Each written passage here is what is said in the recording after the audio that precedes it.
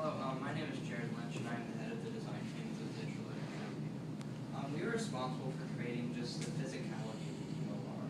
And our first task was to create a brand for the journal. And we produced multiple logos, and then we chose the one that we felt best represented the journal. And from there, we designed a style sheet where we selected every aspect of the design that would remain consistent through all incarnations of our physical presence, such as specific fonts, margins, paragraph styles, as well as a precise red that would be used for the logo throughout the journal. As our social media presence developed, we were responsible for creating banners for our Twitter and Facebook. So each member of the design team created contenders, and we voted on the one that represented the theme and mood of the journal. One of our members even went to a cemetery to take pictures of headstones, one of which became our Twitter background, and the other was used for the cover of the journal.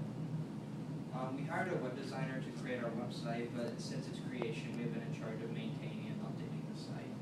And additionally, we were in charge of designing the call for submission flyers and also any additional flyers, such as for a gala event coming up at the end of the month, just to put her on campus. We were in charge of just creating one of those flyers.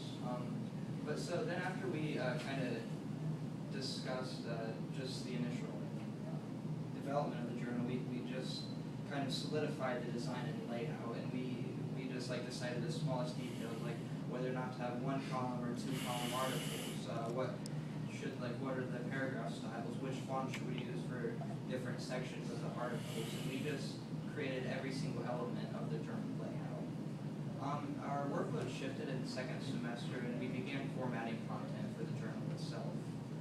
In the first semester, all members of the class were responsible for writing critical editions of out-of-print ghost stories, and then they were revised and finalized after we returned from winter break. In addition to publishing these editions in the journal, we decided to release them as individual self-contained entities on our website, just to highlight the work of the students in the class, but also to provide a preview of the journal. And we created the journals, we created the critical editions of the journal in InDesign. And while everyone in our design team had experience with Photoshop, I and another member of our group had no experience with InDesign at all, but obviously learning quickly now I can measure a document in picas, and I didn't know what picas were before that, so I guess I have that tool now. And then one of our group members created templates for both the critical editions and the journal articles. And then everyone was assigned a critical edition to create and design.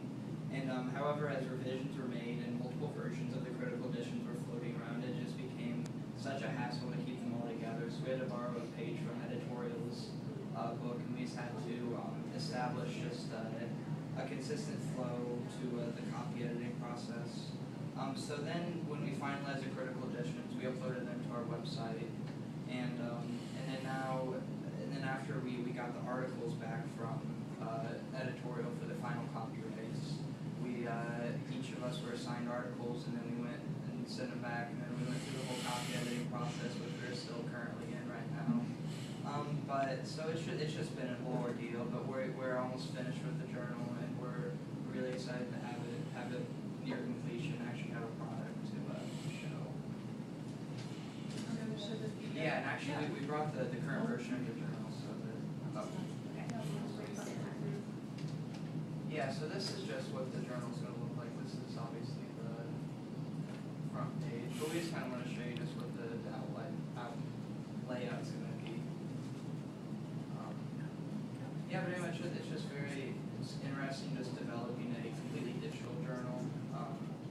And so there's obviously the introduction. And it ends up being like 200 pages, so it's a decent one. But yeah, this is what the articles are going to look like. We decided on one column articles. Yeah, so we're very proud of this work, though. So that pretty much concludes our presentation. We hope that maybe this inspires all of you to go out and explore and study your own theories about ghosts and hauntings, and then as well as hopefully helps anyone who's interested in starting their own undergraduate academic journal. So yeah, we invite you to submit for publication next year. Obviously, that'll be really exciting, and then and also check out our journal